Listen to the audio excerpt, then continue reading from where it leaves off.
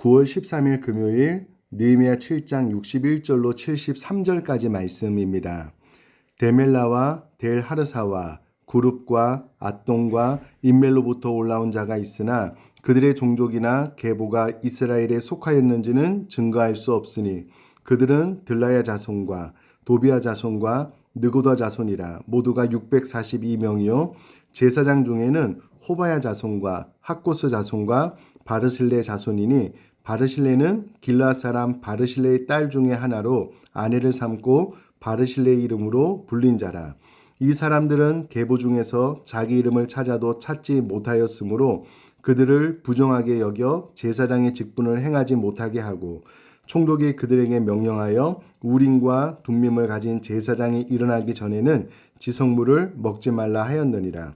온 회중의 합계는 42,360명이요 그 외의 노비가 7,337명이요 그들에게 노래하는 남녀가 245명이 있었고, 말이 736마리요 노새가 245마리요 낙타가 435마리요 나귀가 6,720마리였느니라.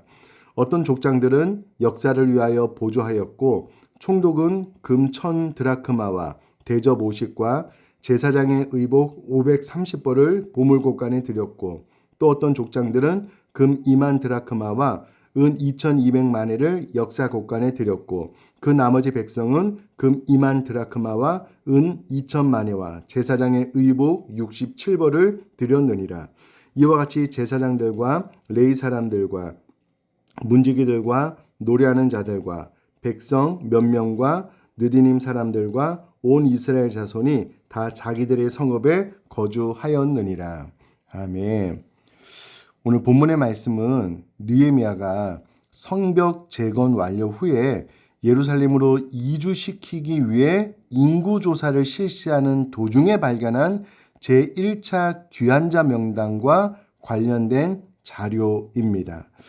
왜 이와 같은 내용을 실었을까 생각해 봤을 때에, 본서 저술 당시 귀환 공동체가 대적들의 공격을 두려워하여 본성을 버리고 다른 지역에 거주하는 경우가 적지 않았기 때문에 본성에 거주하도록 촉구하기 위해서 1차 귀환자들이 다 자기들의 성읍에 거주하여 살았다라는 것을 알려주고 있습니다.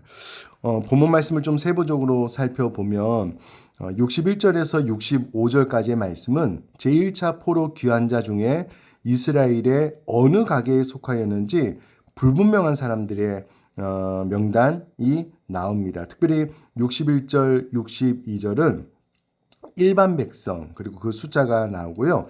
63절 이하에는 제사장 중에 어떤 자손들의 이야기가 나오는데, 이들은 그들이 제사장의 후손, 또 이스라엘 백성의 후손임을 입증하지 못하였다라는 것을 알 수가 있습니다.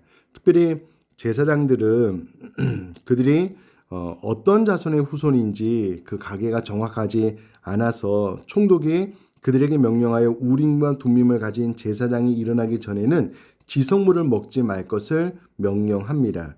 그런데 역사적으로 보면 바벨론에 의해 성전이 파괴되고 난 이후에 아마도 이 우림과 둠밈도 소실되었을 것으로 추측이 되고요. 연대기적으로 본서 이후의 역사를 다루고 있는 성경 어디에도 이후에 우림과 둠밈을 언급하고 있지 않았기 때문에 아마도 찾지 못하였을 것이라고 추정할 수 있습니다. 그러면 63절 이하에 나오는 이 제사장 호비아 자손과 학고스 자손과 바르실레 자손, 이 사람들은 결국은 우림과 둠밈을 통하여서 이 제사장들이 정말 제사장의 후손이 맞는가라는 것을 분별해내야 되는데, 우림과 둠밈을 찾지 못했기 때문에 아마 제사장의 역할은 이후로도 하지 못했을 것이다 라고 추측을 해볼 수 있을 것 같습니다. 아마 61절 이하의 65절까지 보면 아마도 일반 백성과 제사장들 가운데 그들 스스로 나는 반드시 이스라엘의 혈통입니다 라고 주장을 하겠지만 입증할 근거가 없어서 많이 답답했을 것 같습니다. 그러나 그럼에도 불구하고 느헤미야 총독은 이스라엘 백성들이 이 계보 중에 들은 것과 들지 않은 것이 너무나도 중요했기 때문에 철저하게 구별했다라는 것을 본문을 통해서 알 수가 있습니다. 그냥 사람 마음이 좋아서 그냥 이들 그냥 봐주면 어떻겠나라고 생각을 할 수 있지만, 그러나 느헤미야는 정확하게 구별했다라는 것을 기억할 때에 우리도 신앙생활 할 때에 어느 정도 타협을 허용한다? 아니요. 그렇지 않고요. 말씀의 기준에 의해서 정확하게 구별하는 이와 같은 의식이 있어야 되겠다라는 것을 본문을 통해서 알 수가 있습니다. 계속해서 66절에 보면 1차 기한자 명단이 나오는데요. 온 회중의 합계가 42,360명인데 그 외의 노비가 7,337명이었다라고 기록이 되고 있습니다. 이때 당시에 노비는 가축과 같이 재산 목록에 속해져 있었는데요. 이 노비의 숫자가 전체 인구의 6분의 1에 해당됩니다. 그러니 이스라엘 백성들이 이 페르시아에서 규모 있는 삶을 살았다라는 것을 하나 알 수가 있고, 또 그들이 노비들에게 관대했기 때문에 인구의 6분의 1에 해당되는 노비가 같이 그 주인을 따라왔다라는 것을 알 수가 있습니다. 그러니 이스라엘 백성들은 페르시아에서 그렇게 어렵고 힘든 삶을 산 이들도 있었겠지만 이와 같이 노비들도 두고 규모 있는 삶을 살았다라는 것을 알 수가 있고요. 또 그들이 율법의 정신에 따라서 노비들에게 관대했다. 또 율법의 정신을 어느 정도 잘 이루었다라는 것도 이 숫자를 통해서 알 수가 있습니다.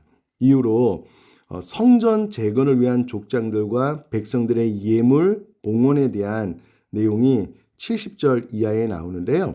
어느 족장들은 역사를 위하여 보조하였고 총독은 금 1000드라크마와 대접 50과 제사장의 의복 530벌을 보물곡간에 드렸다라고 기록이 되어져 있는데요. 이 70절에 나와 있는 총독은 스룹바벨을 말하는데요. 금 1000드라크마는 금 8.4kg입니다. 엄청난 금액의 예물을 성전 재건을 위해서 기꺼이 드렸다라는 것을 알 수가 있고요. 그 이후로 족장들과 백성들도 그들이 할 수 있는 최선을 다했다라는 것을 오늘 본문을 통해서 알 수가 있습니다. 사랑하는 성도님들, 우리가 이 느헤미야 말씀을 계속 묵상하면서 그들이 1차 포로 귀환 이후에 느헤미야가 3차 귀환자를 데리고 귀환할 당시까지 근 94년, 근 100년이 지났지만 그들의 삶은 여전히 힘들고 어려웠다라는 것을 지난주 말씀에도 나누었습니다. 그럼에도 불구하고 이스라엘 백성들은 성전 재건을 위해서 엄청난 금액을 하나님 앞에 드렸다라는 것을 기억을 하고, 또 우리가 느헤미야 본문을 통해서 보건대 아직도 그들은 그들이 머물 집을 제대로 짓지 못했음에도 불구하고 성벽 재건을 완공했다라는 것을 통해서 알 수 있는 것은 마치 청교도들이 신앙의 자유를 위해서 그 땅에 들어가서 가장 먼저 교회를 짓고 학교를 짓고 그 다음에 자기 집을 지은 것처럼 이들은 자신의 안일한 삶보다는 먼저 성벽 재건에 힘썼다라는 것을 알 수가 있습니다. 물론 성전 재건을 뒤로 미루고 판벽한 좋은 집에 살면서 또 협력하지 않은 이들도 있었지만, 또 오늘 본문을 통해서 보는 것은 또 자신의 삶의 평안함 집보다는 또 성전과 또 느헤미야 전체를 통해서 또 성벽 재건에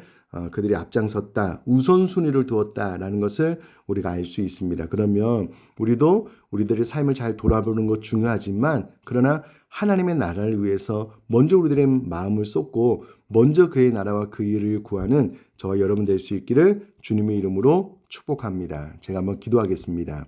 살아계신 하나님 아버지, 느헤미야가 이스라엘의 계보 중에 들지 않은 사람을 철저하게 구별했듯이 저 우리 사랑하는 성도님들 신앙생활함에 있어서 말씀대로 사는 것을 철저하게 구별하여 지켜나갈 수 있도록 은혜를 허락하여 주시기를 원합니다. 더해서 이스라엘 백성들이 페르시아에 있을 때에 규모 있는 삶을 살았고 또 노비들에게도 관대했다라는 것을 이 수치를 통해서 알 수 있는 것처럼 저희들 또한 규모 있는 삶을 살 뿐만 아니라 이웃들에게 관대하게 베푸는 삶을 살아나갈 수 있도록 은혜 허락하여 주옵소서. 무엇보다도 이스라엘 백성들은 1차 귀환에서 성전을 재건할 때, 또 3차 귀환하여 성벽을 재건할 때도 물론 그들의 집을 먼저 지은 이들도 있었지만 그러나 하나님의 성전과 성벽을 우선순위에 두었던 이들이 많았음을 기억할 때에 우리도 우리 자신보다는 먼저 그의 나라와 그의 의를 먼저 추구하고 구할 수 있는 신앙